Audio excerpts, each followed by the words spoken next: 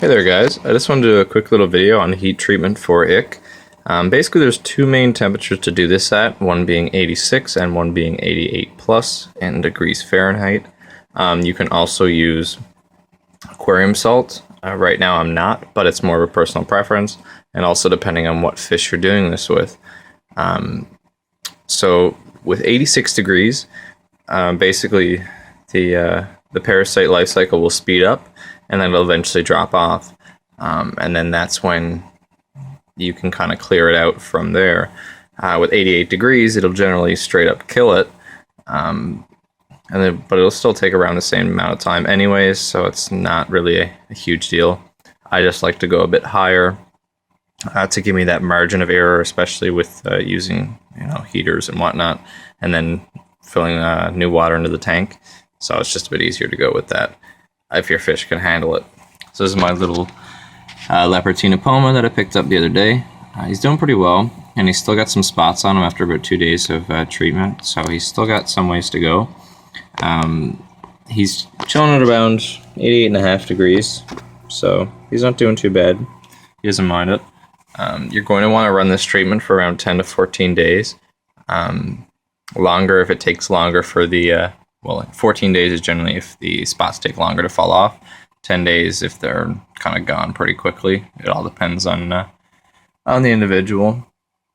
The other really important thing to do when doing this treatment is to run an air pump and an air stone, just because the higher temperatures reduce the available oxygen in the water for the fish, so then you have to supplement that somehow. Makes things a lot easier. You want to have good circulation, and you also want to vacuum the tank / do water changes every 2 days or so. This will pick up any of the parasite that has fallen off the fish and is in the free form. So you can just suck that up, do the water change, keep the temperature constant. So when you're putting in the new water, make sure the new water matches it, or is even a bit hotter. That way the temperature won't drop, because if it cools off, then you're kind of messing with the process a lot there. A couple concerns to address here with using this treatment. Not always will the fish respond. There are some more uncommon, but definitely there, heat-resistant strains of ick.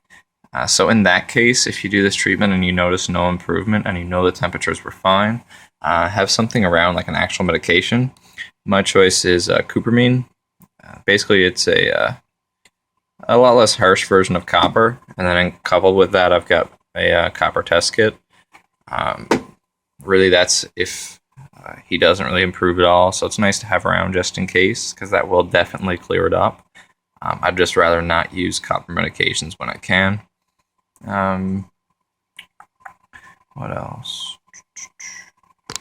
The other concerns that you might have is if you're doing this treatment with invertebrates, definitely don't use the salt.